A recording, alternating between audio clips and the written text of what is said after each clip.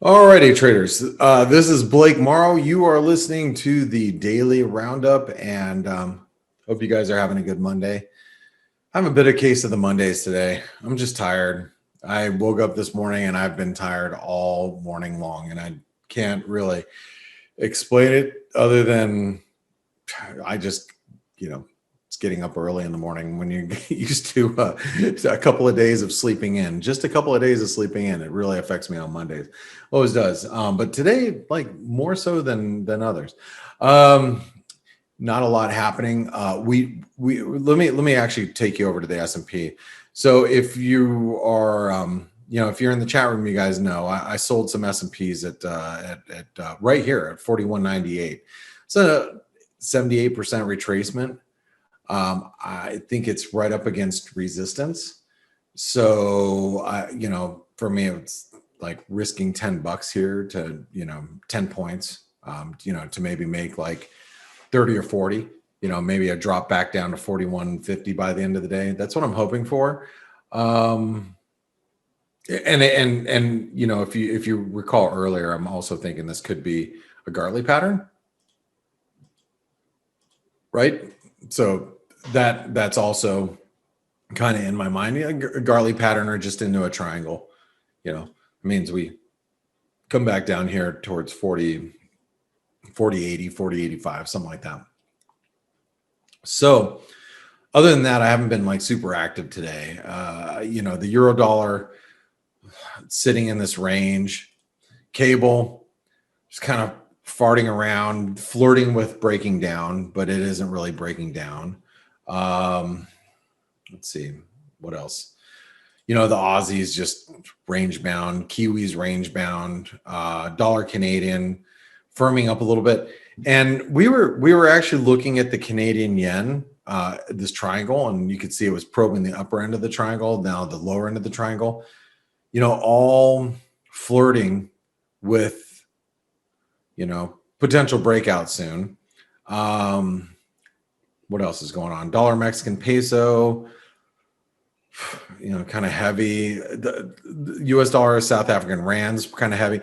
So these are the two currencies that really tell me that I have to be a little careful shorting risk, because these emerging market currencies are a little stronger. Bitcoin struggling, as we approach the 39,000-40,000 level. And if you're in the chat room, you guys know that I was looking at that as holding as resistance up here, and it has. But again, is this suggesting that we're going to see this massive reversal, in risk? Not really.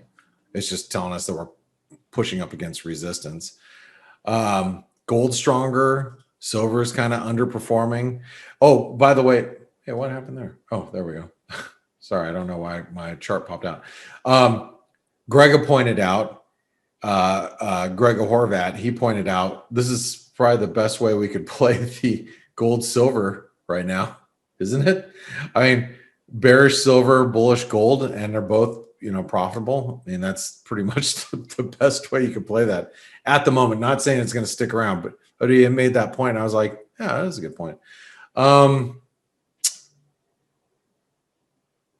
that's pretty much it, guys. Nothing really to write home about. I mean, NASDAQ's a little, NASDAQ stronger this morning. Here we go, pushing up. Oh, you know what? Let's do this really quick with NASDAQ. And then I'm going to take any of your questions. So anything that you guys want me to look at, just go ahead and let me know. Like I said, I have a bit of a case of the Mondays today. I'm just tired. No, for no other reason other than tired.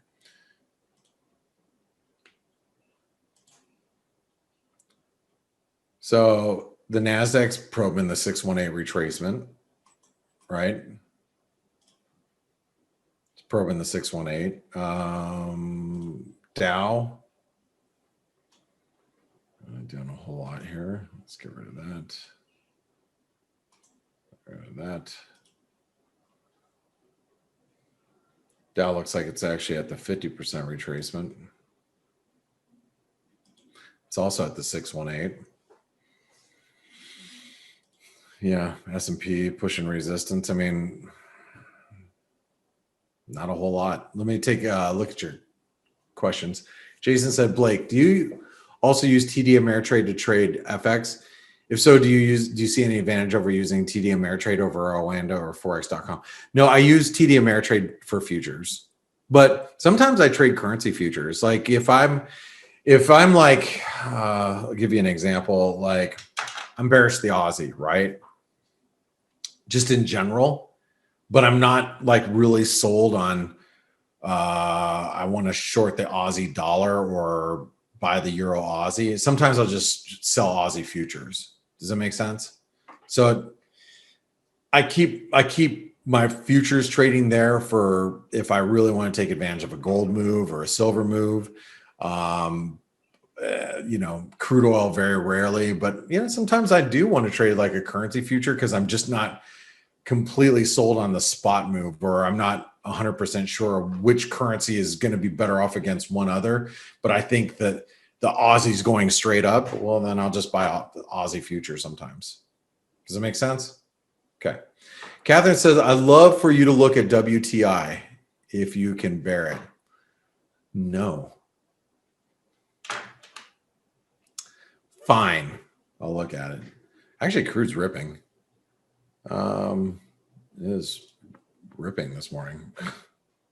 I mean, just as you think it's like breaking down, and then last week, and then it's just up in your face. This is why I don't trade crude. This is exactly why I don't trade crude, because that looked like a breakdown, like it was breakdown city, and then all of a sudden, whoop, right back up again. So,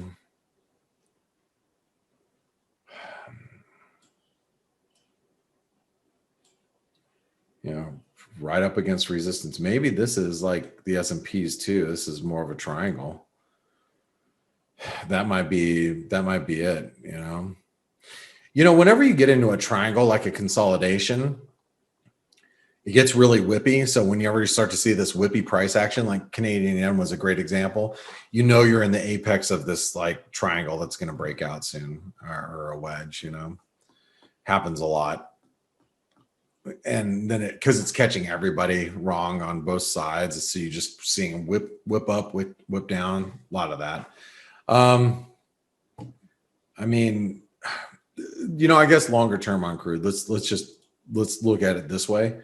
We are above like this broken trend line. This is a weekly chart. So theoretically, while we're above like $53, it's going to be difficult being on the short side of crude, right? It's going to be. Anything else that you guys want to see? Because again, I'm not really excited about anything right at the moment, other than I still think Bitcoin is bearish. Matter of fact, let's take a look at Ethereum.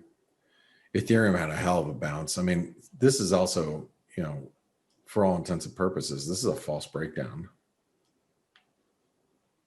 right there. I mean, I don't know if I'd believe it. Like we're going much higher than this consolidation, but still, that you can see that's the reason why we're squeezing right now. Oh, anyway. All right, guys and gals, there will be these days, and the important thing about these days, my mama told me that you just, play it safe, don't overtrade, cash is a position, be selective on the trades that you want to take, let price come to you versus falling for FOMO. Those are like the tricks that we used on days like today where we're just kind of not sold on much. Okay. And there will be those days for sure. All right, guys and gals, thank you guys for tuning in. Thank you always for your support. I appreciate you all. I'll catch you in the chat rooms, or I'll see you on the Face webinar tomorrow morning. Talk to you later. Bye-bye.